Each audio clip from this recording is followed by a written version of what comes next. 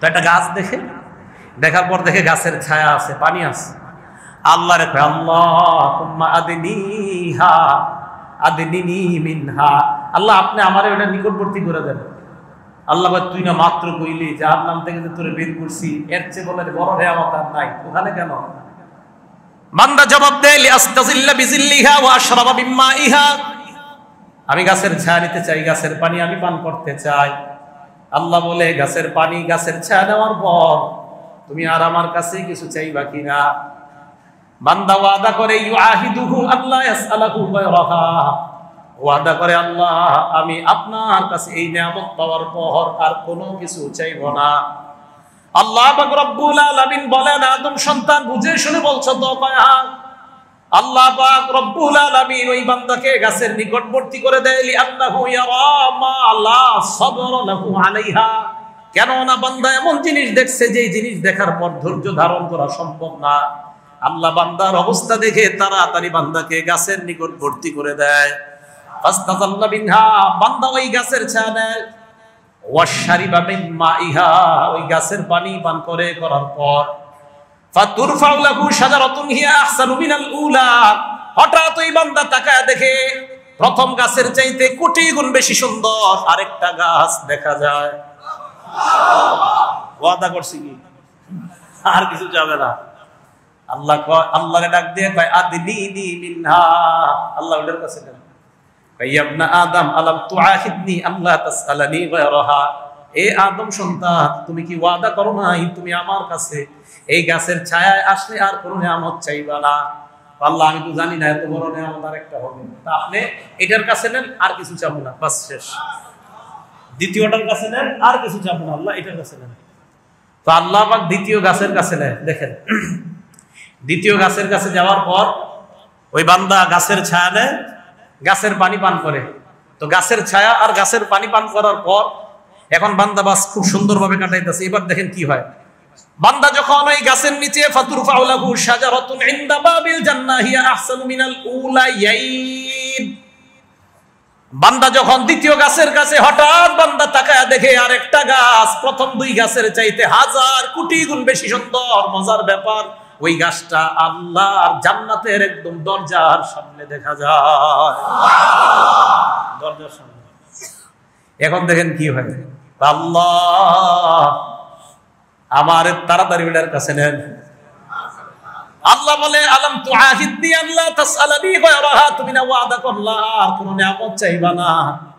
কয় মাবুদ এবার শেষবারের মতো ওয়াদা করলাম, ওই দরজার সামনের গাছের কাছে যাওয়ার পর আর কোনো নিয়ামত চাইবো না। আল্লাহ কয় ঠিক তো? হ্যাঁ। জান্নাতের দরজার গাছের কাছে নিয়ে যায়, নেওয়ার পর এই বান্দা গাছের ছায়া নেয়, পানি পান করে। হঠাৎ ওই বান্দা ইয়াসমাউ আসওয়াতা আহলিল জান্নাহ, জান্নাতীদের আওয়াজ তার কানে এসে যায়। এখন কি করব? আল্লাহ রে আল্লাহ এত সুন্দর আওয়াজ কি ছিল, আদখিলনিহা, আল্লাহ ওখানে ঢুকায় দিয়েছে, মানে প্রবেশ করায় দেয়। তা আল্লাহ বলে আইয়ুদিকা ইন আতাইতুকা দুনিয়া ওয়া মিসলাহা, আরেক বর্ণনায় যে আমি যদি তোমাকে 10 দুনিয়ার সমপরিমাণ এরকম একটা দেই, দুনিয়ার সমপরিমাণ এমন একটা দেই, তুমি কি খুশি?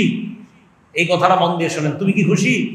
তো এই কথা শুনে আল্লাহ বান্দারে বলবে আল্লাহ আতাস্তাহজিউ বি, আপনি কি আমার সাথে ঠাট্টা করেন?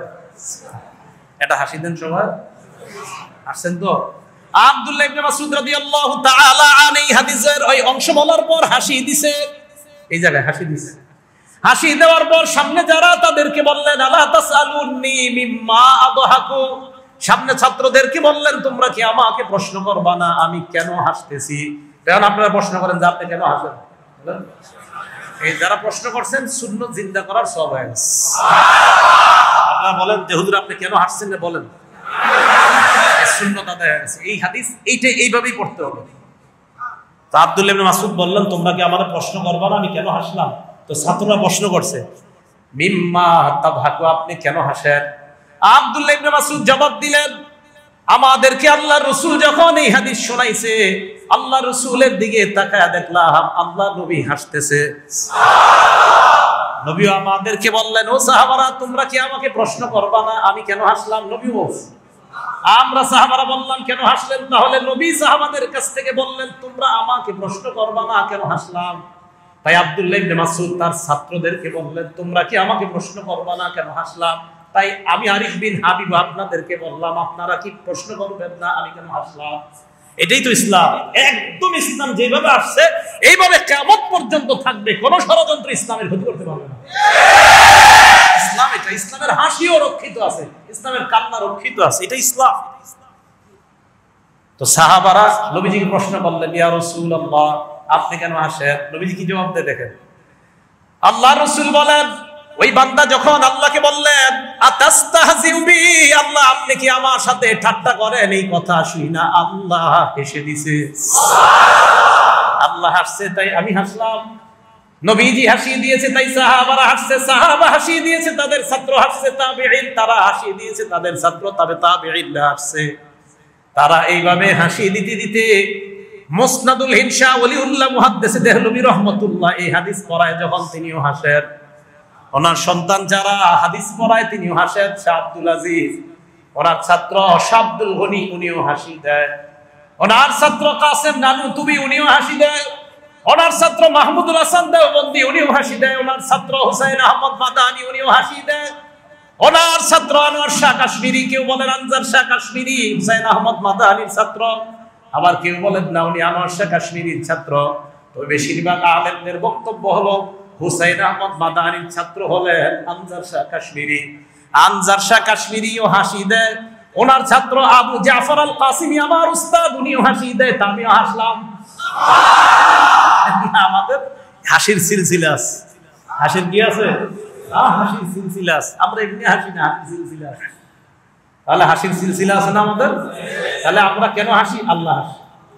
আমরা কেন হাসি? আল্লাহ। আমরা কেন হাসি? উস্তাদ। উস্তাদ কেন হাসে? এইভাবে যাইতে তাবি, তাবি কেন হাসছে? সাহাবা। সাহাবা কেন হাসছে? নবীজি হাসি দিয়েছে।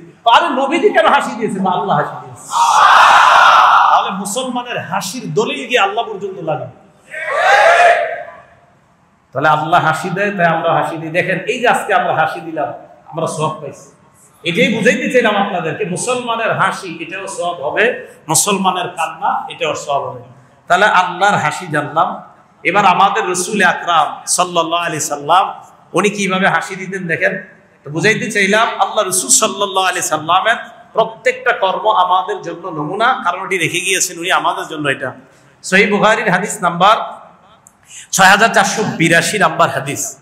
এই হাদিসের মধ্যে আসছে হযরত আবু মুসা রাদিয়াল্লাহু তাআলা আনহু বলেন, ক্বালা রাসূলুল্লাহ সাল্লাল্লাহু আলাইহি ওয়াসাল্লাম, আল্লাহ নবী বলেন, ইন্না মাসালি ওয়া মাসালামা বাআসানি আল্লাহু বিহি কামাসালি রাজুলিন আতা কওমা। নবীজি বলেন, আমার দৃষ্টান্ত আর আমার দৃষ্টান্ত আর আমি যেই কোরআন সুন্নাহ নিয়ে আসলাম এটার দৃষ্টান্ত হলো ওই ব্যক্তির মতো, যেই ব্যক্তি এক এলাকায় যায়, যাওয়ার পর এলাকাবাসীকে গিয়ে সতর্ক করে, রাআইতুল জাইশা বিআইনাইয়া, আমি আমার দুই চোখ দিয়ে শত্রুদেরকে সশস্ত্র অবস্থায় দেখে আসলাম, অচিরেই তোমাদের উপর হামলা করতে পারে, তোমরা সাবধান হয়ে যাও। দেখেন কি কয়, জনগণের মধ্যে দুইটা গ্রুপ হয়ে যায়। একদল রাতের বেলা তার কথা বিশ্বাস করে, ফান্তলাকু ফাদলাজু আলা মুহলাতিহিম, রাতের বেলা তাড়াতাড়ি বের হয়ে যায়। আরেক দল তার কথা অবিশ্বাস করে, করার পর রাতের বেলা ঘুমিয়ে থাকে, ফাসবাহু মাকানাহুম হাত্তা সাববাহাহুমুল জাইশ, রাতের বেলা আরামে ঘুমায়, সকালবেলা ভোর হওয়ার আগে শত্রু বাহিনী তাদেরকে হামলা করে ধ্বংস করে দেয়।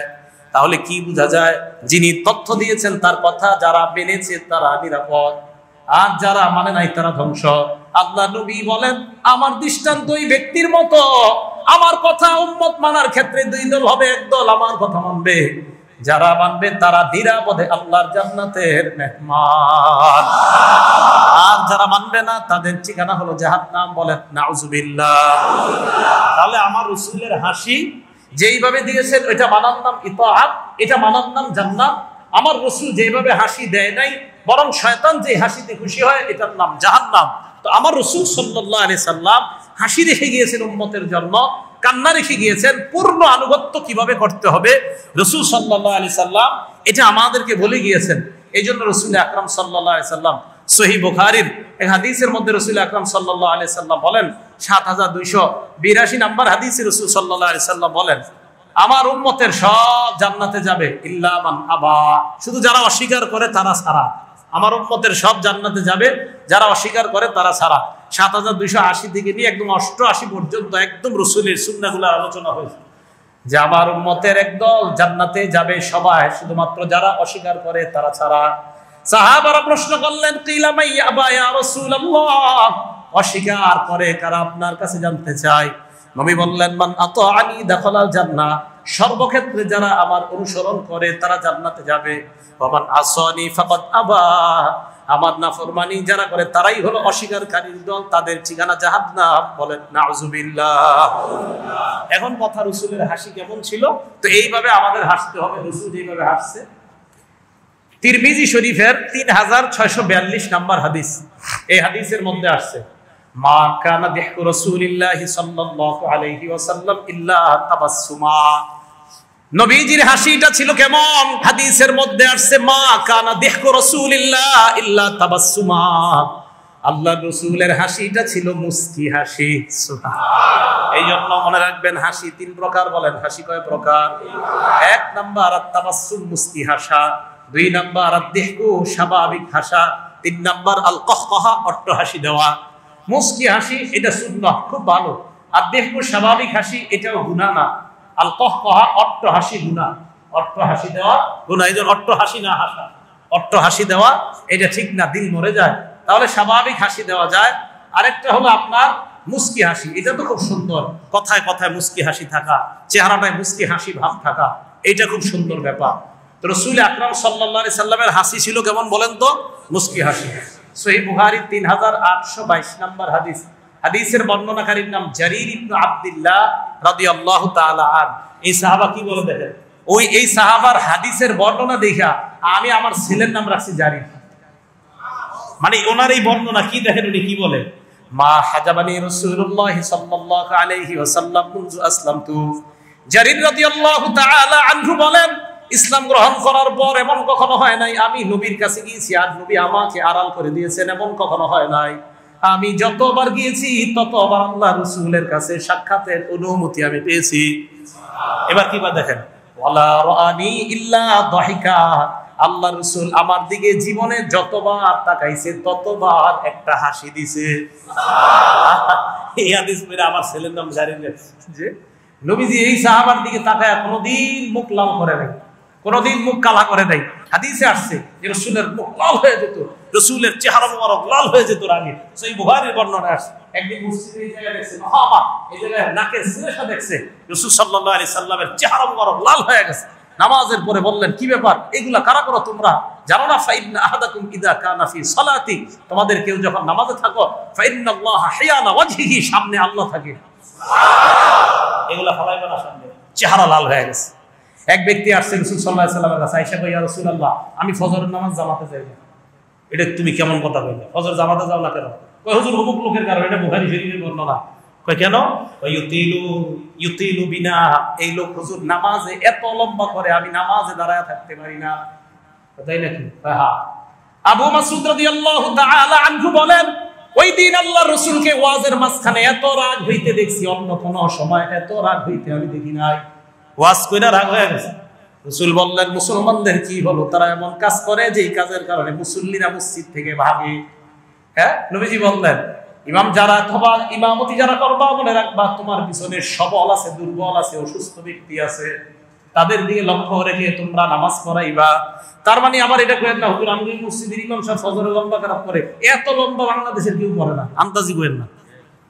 হ্যাঁ, এত লম্বা আবার না, আপনি যেই লম্বার কারণে মসজিদ থেকে চলে যাবেন না, ফজরে যেই লম্বা আমাদের সেবা, এটা ঠিক আছে, এটা বেশি লম্বা না। রাসূল আকরাম সাল্লাল্লাহু আলাইহি সাল্লাম রাগ হয়, কিন্তু জারীর রাদিয়াল্লাহু তাআলা আনহুর দিকে তাকায়া আল্লাহ রাসূল সাল্লাল্লাহু আলাইহি সাল্লাম কখনো রাগ হয় না, যতবার তাকাইছে একটা হাসি দিছে। এটা বুখারীর বর্ণনা।